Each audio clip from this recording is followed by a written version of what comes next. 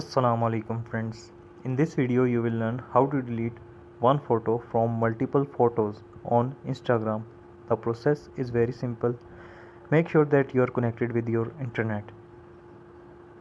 Simply open your Instagram app, go to your profile. So at the top there are multiple photos. So these are the multiple photos. Here we have to delete one photo. So simply tap at the top right corner, there are three dotted line. Simply tap on three dotted line. Here at the sixth option there is an edit option. Simply tap on edit.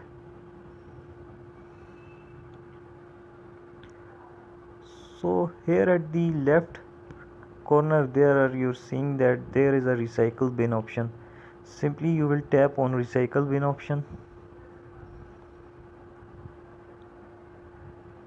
You will tap on delete.